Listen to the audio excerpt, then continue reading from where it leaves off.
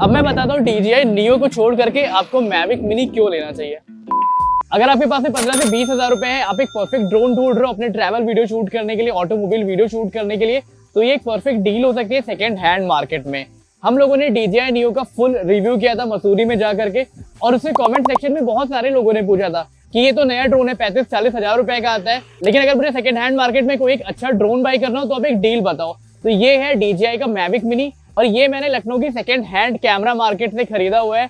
बिल्कुल भी अच्छी कंडीशन में नहीं है, अच्छी कंडीशन में लेता तो 22,000 रुपए का पड़ रहा था, बट ये वाला जो पर्टिकुलर मॉडल है इस कंडीशन में मुझे 16,500 रुपए का पड़ा है। अब ऐसा नहीं है कि ये ड्रोन उड़ सकता है, वीडियो अच्छी शूट कर सकता है, तो ये सबके लिए है, ये सबके लिए नहीं है। अगर आपको समझना है कि क्या आपको ये ड्रोन बाई करना चाहिए तो ये वीडियो आपके लिए। ये प्रोस कॉन्स, कितने रुपए में लेना चाहिए, कितने रुपए में नहीं, सारी चीजें बताने वाला हूँ। सबसे पहले शुरू करते हैं कि किस कंडीशन में मुझे मिला था, प्रोसेस क्या था लेने का।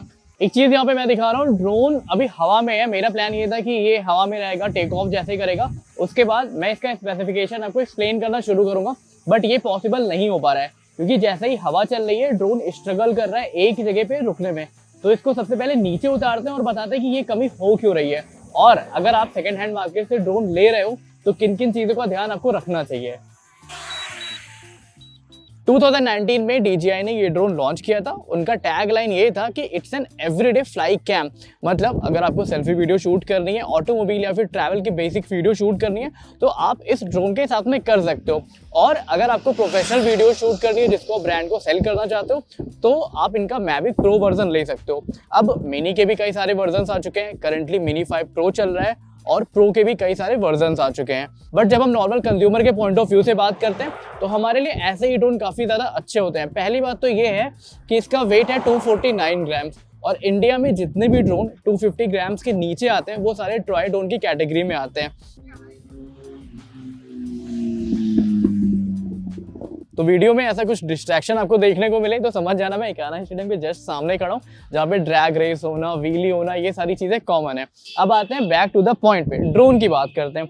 देखो ये ड्रोन मैं आपको पास से दिखा देता हूँ, उतनी अच्छी कंडीशन में नहीं है जितना मैंने इसका पे किया था। मैंने इसका पे किया था 16,500 ड्रोन के लिए, 2,000 इनको मैंने एक्स्ट्रा पे किए थे, तो उन्होंने मुझे एक्स्ट्रा बैटरीज और कंट्रोलर दिया था। कंट्रोलर भी दिखाऊंगा। सबसे पहले ड्रोन की कंडीशन देखो, ऊपर से देखोगे ना तो इस पे हल्के फुल्के डेंट्स हैं, बहुत गंदी कंडीशन में है फ्रैंकली बोलो तो। इसका जो कैमरा है वो अच्छी कंडीशन में, गिम्बल इसका डिसेंट कंडीशन में था।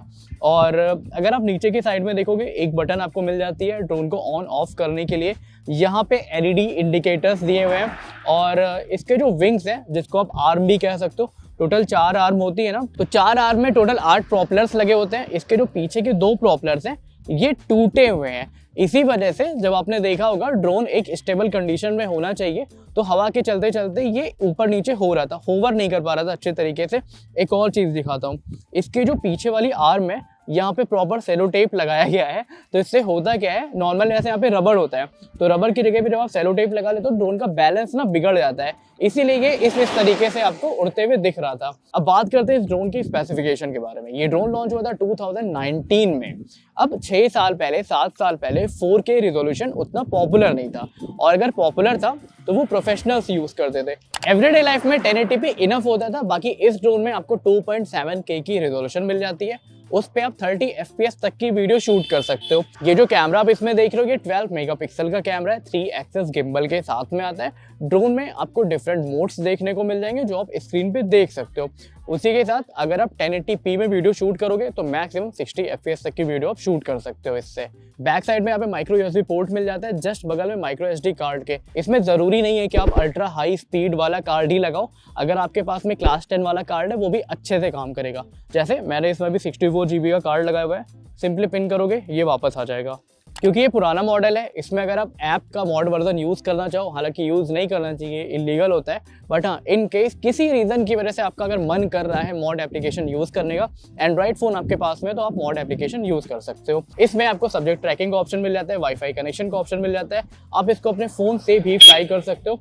3D प्रॉक्सिमिटी सेंसर इसमें लगे हुए हैं और जेस्चर कंट्रोल का ऑप्शन भी यहाँ पे दिया गया है। DJI की एक चीज़ माननी पड़ेगी, इनके जितने पुराने ड्रोन्स भी होते हैं उनकी बिल्ड क्वालिटी एक्चुअली अच्छी होती है। अब ये ड्रोन मल्टीपल टाइम्स क्रैश किया होगा, हालांकि शॉपकीपर ने हमें सेल करते टाइम बताया था कि नहीं यार क्रैश नहीं किया है, नॉर्मल सा इसमें वियर एंड टियर है, बट डेफिनेटली ये क्रैश किया है। इतने टाइम से मैं ड्रोन्स के रिव्यू कर रहा हूँ तो इतना मुझे पता है।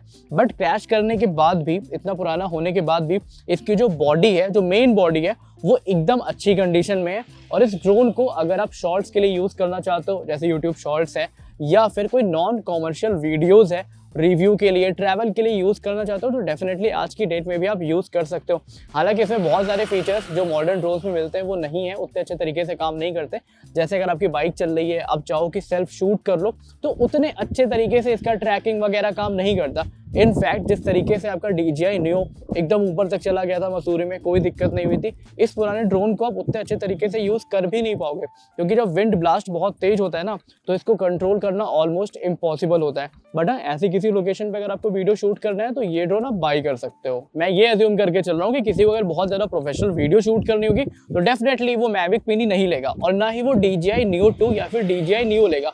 बट इन केस अगर आपकी हॉबी है ड्रोन सीखना और आप महंगे ड्रोन पे इन्वेस्ट ना करके पहले कोई सस्ता ड्रोन सीखना चाहते हो, तो आप ये ड्रोन बाई कर सकते हो। अब मैं रीजंस बताता हूँ कि DJI Neo से ऊपर आपको इसको क्यों बाई करना चाहिए। DJI Neo में एक अच्छी चीज़ जो मुझे लगी थी, उसका साइज इससे भी ज़्यादा कॉम्पैक्ट था, तो उसको कंट्रोल करना ईजी था।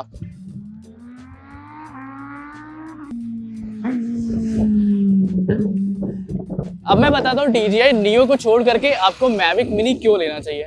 जब आप DJI Neo लेते हो और अगर हवा चलती है तो वो डिसबैलेंस होने लगता है। डिसबैलेंस ये भी होता है, बट वहाँ पे वो कुछ ज़्यादा ही डिसबैलेंस होने लगता है। उसके कंपैरिजन में ये थोड़ा सा कम डिसबैलेंस होता है। और उसकी जो 4K क्वालिटी है वो उतनी ज़्यादा अच्छी नहीं लगी मुझे जितनी इसकी 2.7K की क्वालिटी लगी। आपको याद होगा बहुत सारे लोग मैरिज वगैरह में ड्रोन्स बुक करते थे, प्री वेडिंग वगैरह में ड्रोन बुक करते थे, या फिर अपने ऑटोमोबाइल के वीडियो ड्रोन से शूट करते थे, तो उसमें यही ड्रोन काम आता था। और DJI Neo मेरे हिसाब से यार उन लोग के लिए जिनको एक टॉय ड्रोन चाहिए, they are not very serious about contents, या फिर उनको 35,000 में एकदम ब्रांड न्यू ड्रोन चाहिए, तभी आप उसकी तरफ जा सकते हो। नहीं तो मैविक मिनी आपको नाइट शॉट्स अच्छे दे रहा है आज की डेट में, डे शॉट्स तो डेफिनेटली अच्छे दे रहा है। और अगर आप बहुत ज़्यादा ऊंचाई पे नहीं उड़ाना चाहते तो आप इसको ले सकते हो। और अगर आप थोड़ा सा पैसा और इन्वेस्ट कर सकते हो 10,000 से लेकर 15,000 रुपए के बीच में, तो मैं बोलूँगा सेकेंड हैंड मार्केट में इसका मिनी 2 वर्जन आपको मिल जाएगा, जिसमें 48 मेगापिक्सल का सेंसर मिलता है, 4K 60 FPS की रिकॉर्डिंग मिलती है। वो ड्रोन इससे ज़्यादा बेटर होगा आज की डेट में। बाकी आप कॉमेंट करके बताना कि ड्रोन की जो सीरीज हम चला रहे हैं वो आपको कैसी लग रही है, चाहे नया ड्रोन हो, चाहे पुराना, या फिर कुछ अपकमिंग ड्रोन्स के बारे में भी। बाकी आपके कुछ क्वेश्चंस हो गए तो कमेंट सेक्शन ओपन है। तब तक के लिए सब्सक्राइब हार्डवेयर न्यूज़।